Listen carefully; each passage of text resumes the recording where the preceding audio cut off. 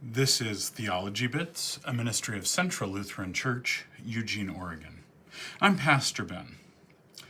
This video, as we head toward the end of the month of October, when we think about Reformation Day, what I'd like to focus on in this video is remembering the Reformation. How do we remember this? There actually is a lovely book written by Thomas Howard of the same title. How do we remember the Reformation? So the focus is going to be on remembering.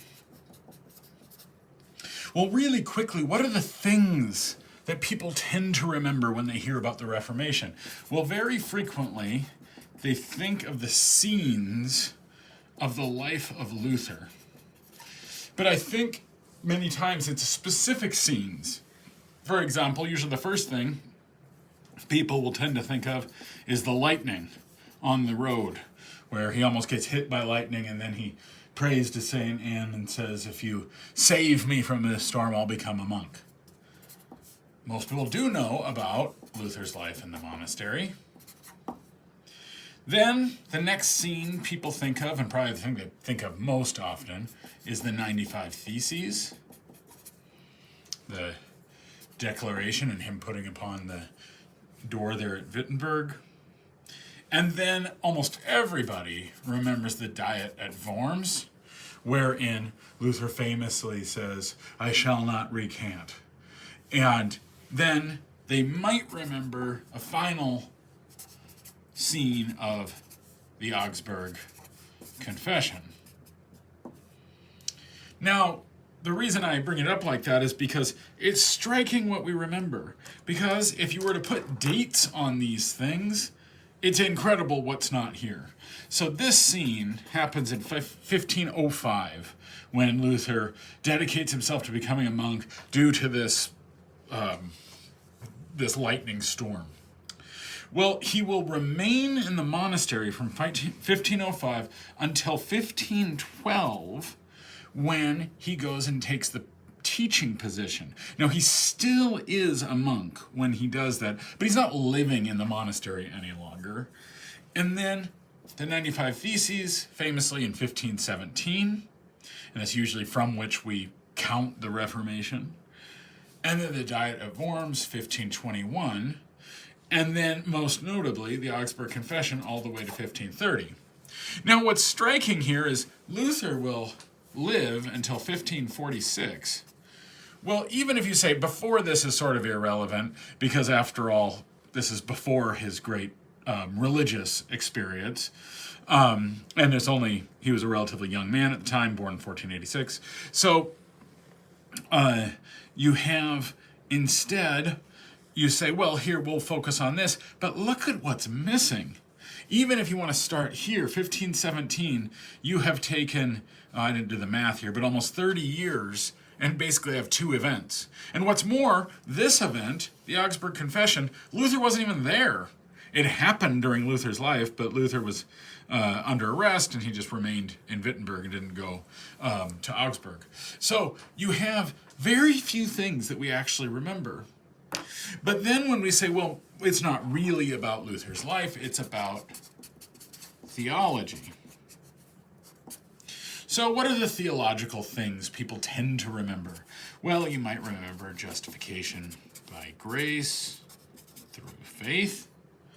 You might remember the priesthood of all believers. You might remember the declaration of being saints and sinners at once. In Latin, simul justus et peccator. Maybe his view of vocation. Maybe his view of the Lord's Supper. But in depth, I'm not sure if we remember that much more than this. Well, what I want to get to today is these are things we remember. I'm interested in how we remember. Because frequently, if we see this as the golden age of Lutheranism, what do we end up doing? We try to repristinate, big word, the past. And to repristinate the past is to say, Luther had it all figured out, and we need to get back to this theology. But of course, this theology was speaking to a 16th century audience. So what are we going to do? Let's create the 16th century audience here, and therefore we'll have the same context among our world as he did among his. And so, for example, one major issue that Luther had in his world was not just himself, but many people were dealing with what we would call the existential crisis, but they didn't have words for existential crisis. They called it Anfechtung, of the feeling of being judged by God because they were trying so hard to fulfill the law and could not do it, and were feeling like they were going to be punished eternally. Luther's justification by grace through faith broke that completely, and the wonderful catharsis that came to it. But that all was built on the idea of people trying really hard to fulfill the law. That was the standard way of living. I'm not sure that's the standard way of living anymore. And so a repristination approach would say, well, everybody, even though they don't say this anymore, is still basically trying to fulfill the whole law. And they're all really desperately struggling with that. Well, that just is not true. And so how do we remember? We don't want to do that. We don't want to say we need to be 16th century people with 16th century minds. But we do want to remember what it is this Reformation is all about. And so instead, we say, well, what we want to recognize is that the events of the past apply to our lives now. Because after all, if it doesn't have that, why bother? Well, there's a few different ways that you structure then and now. How do you make this have meaning? Well, one is, the most obvious, is there is lessons and wisdom in history. Of course there is. If we can look at other people's experience, we can gain from them simply by lessons.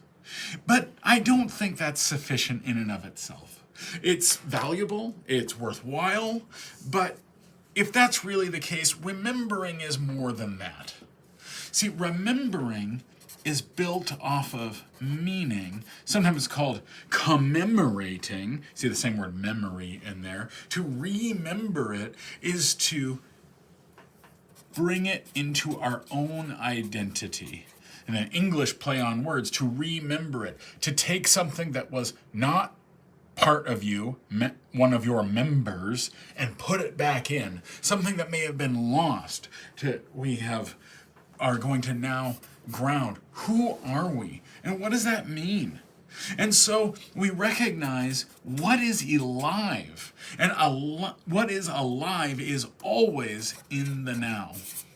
The way in which the Reformation lives is only in the present. History is only in the present.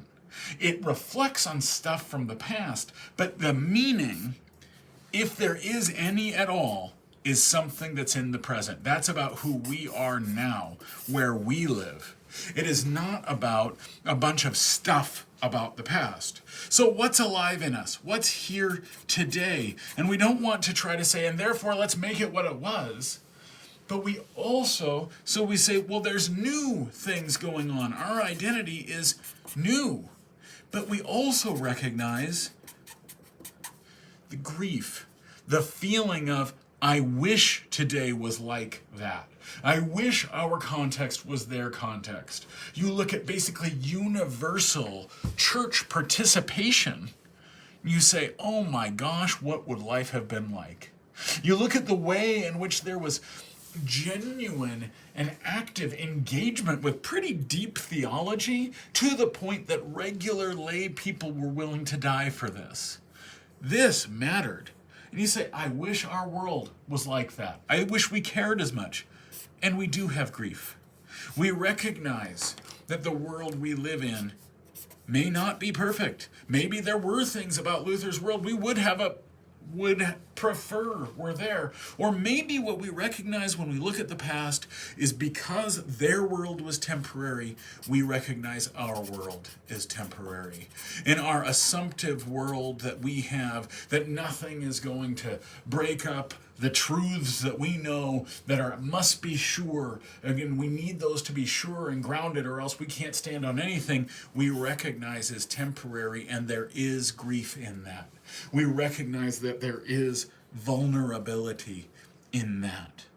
But in doing so, we also have a far better idea of who we are. See, remembering the Reformation, or anything else for that matter, is not about what happened a long time ago. It's about who are we right now. How is this legacy part of my life? Membering this into my life. How is this part of my being? Yes, there's lessons I can learn, but far more, what's alive in me right now? What ways does this Reformation speak into where we live?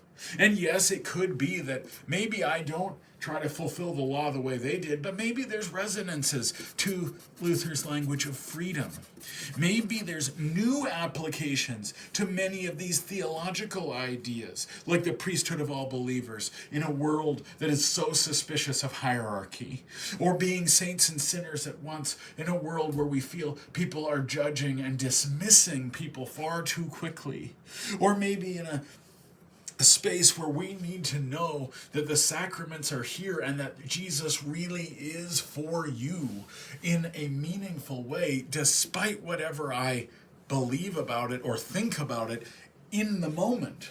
That maybe faith is more, another Lutheran idea, faith is more than just stuff I believe, but maybe a gift from God. That maybe there is great freedom in all of that. Not so that we could be like Luther, but so we could be like us.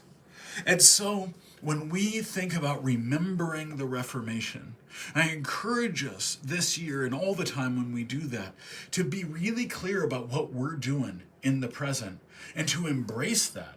Not that we're embarrassed by that, but that's what gives us the best, healthiest theology for us today. That's what makes the Reformation alive. This has been Theology Bits. I'm Pastor Ben.